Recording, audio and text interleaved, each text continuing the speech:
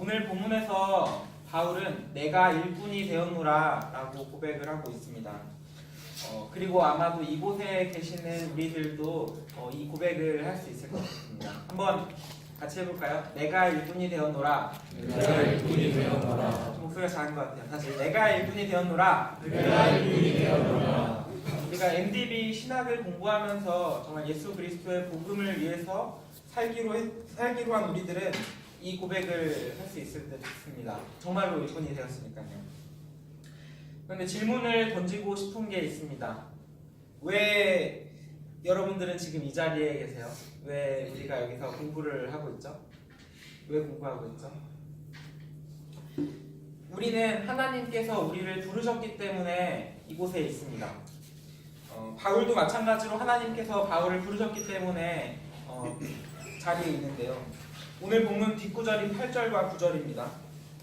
모든 성도 중에 지극히 작은 자보다 더 작은 나에게 이 은혜를 주신 것은 측량할 수 없는 그리스도의 풍성함을 이방인에게 전하게 하시고 영원부터 만물을 창조하신 하나님 속에 감추어졌던 비밀의 경륜이 어떠한 것을 드러내게 하려 하십니다. 하나님께서는 바울에게 전하게 하셨고 드러내게 하셨기 때문에 일할 의무를 주셨기 때문에 바울은 사역의 자리에 있는 겁니다. 일할 의무를 가지게 된 겁니다.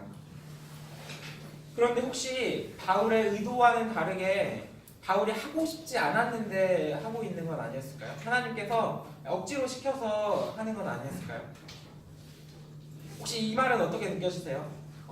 국가의 부름을 따라 군인이 되었노라. 어떠세요? 좋게 여겨지세요? 저는 군대에 가는 것을 많이 두려워했고 안 가보고 싶었거든요. 어떻게 해서 잘 다녀오긴 했는데 대부분의 사람들은 군대에 가는 것을 피하고 싶은 의무로 여길 겁니다.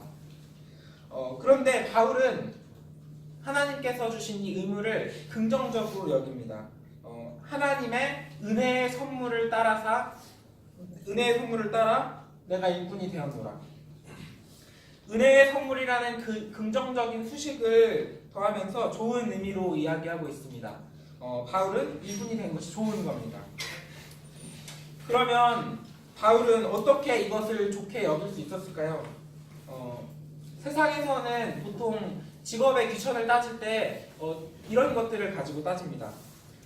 첫 번째, 돈을 많이 벌 수 있는지, 두 번째, 하는 일이 편한지, 세 번째, 그 직업이 안정적인 직업인지, 네 번째, 명예로운지. 혹시 이 말은 어떻게 느껴지세요?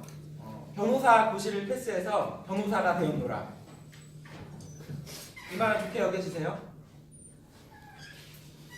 이런 반응을 예상하지 않았지만 사실 저희 누나가 변호 일을 하고 있거든요. 변호사 고시를 패스해서 누나가 버는 월급이 제 사례보다 한 5배에서 6배 가량 될 거고요.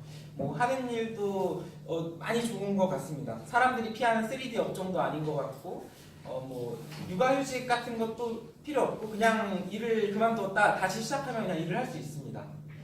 그리고 사람들에게 누나가 변호사다라고 이야기를 하면은 좀 부러워할 만큼 명예로운 일이기도 할 겁니다.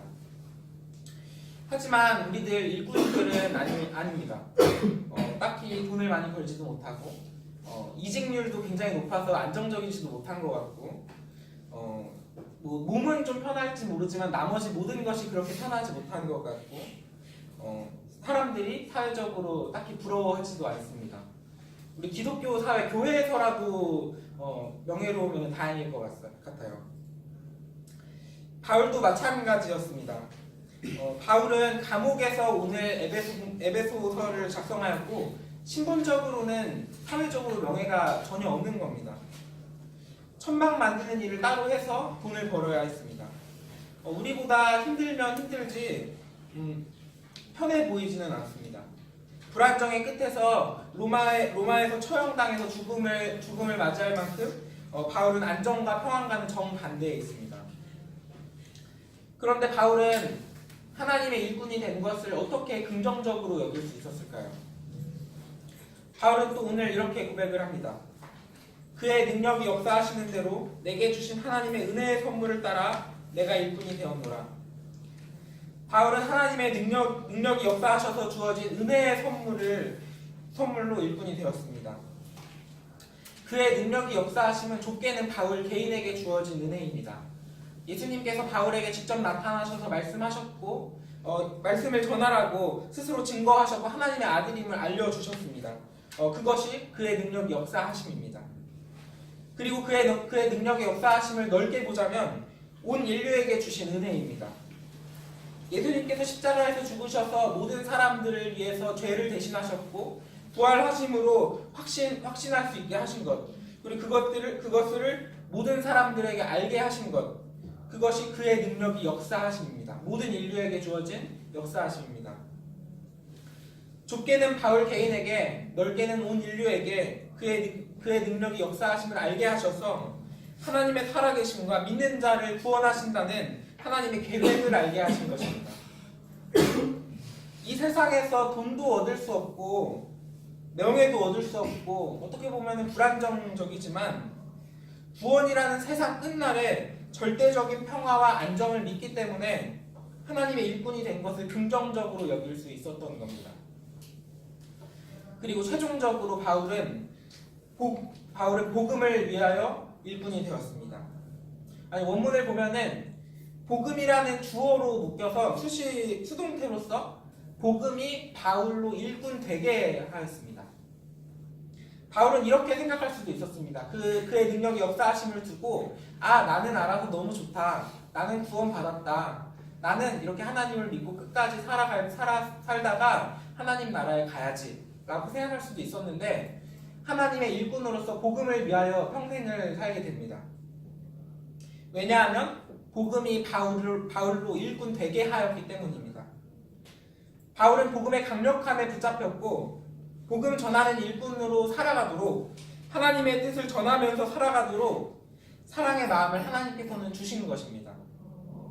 이런 마음은 성경에서 하나님의 뜻을 전하는 선지자들에게도 발견할 수 있습니다. 대표적으로는 예레미야에게서 발견할 수 있습니다. 예레미야서 20장 7에서 9절 여호와여 주께서 나를 권유하심으로 내가 그 권유를 받았사오며 주께서 나보다 강하사 이기셨으므로 내가 조롱거리가 되니 사람마다 종이토록 나를 조롱하나이다. 내가 말할 때마다 외치며 파멸과 멸망을 선포하므로 여호와의 말씀으로 말미암아 내가 종일토록 치욕과 모욕거리가 됨이니이다. 내가 다시는 여호와를 선포하지 아니하며 그의 이름으로 말하지 아니하리라 하면 나의 마음이 불붙는 것 같아서 골수에 사무치니 답답하여 견딜 수 없나이다. 저도 이 말씀을 볼 때면은 불붙는 마음이 이른 것 같고 이 말씀을 보면은 굉장히 울컥울컥할 때가 많습니다. 그리고 오늘 여기 계시는 우리들도 모두 같은 마음일 거라고 믿습니다. 이제 말씀을 마치려고 하는데요. 오늘 말씀으로 우리의 부르심을 다시 확인하셨으면 좋겠습니다. 사역이 힘들고 고통스럽습니까? 지금 신대원에서의 공부가 쉽지 않으시죠? 가난하고 돈 없는 생활이 두려울 수도 있습니다. 여기 신대원에 와 있는 것이 의원님도 될 수도 있습니다. 하나님께서는 오늘 본문을 통해서 우리에게 말씀하십니다. 우리 모두는 하나님의 말씀, 그 복음의 강력함에 우리는 붙잡혔습니다. 그렇죠. 우리는 복음의 강력함에 붙잡혔죠. 그리고 주님은 우리에게 예수님의 부활을 알게 하셨고 그리고 믿게 하셨습니다. 그리고 그것을 전하라고 우리에게 일할 의무를 주셨습니다. 그리고 우리는 기쁘게 일꾼이 되었습니다. 그렇죠. 우리는 기쁘게 일꾼이 되었죠.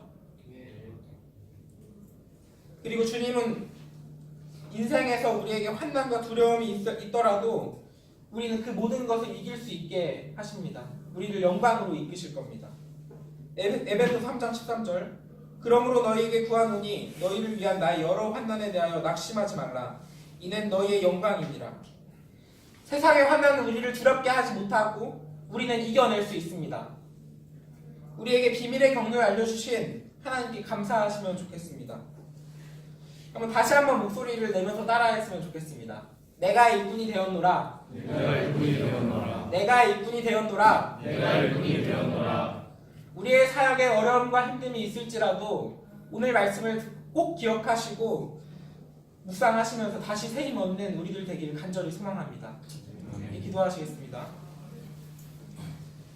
하나님, 이 시간 우리에게 하나님의 말씀을 주셨습니다.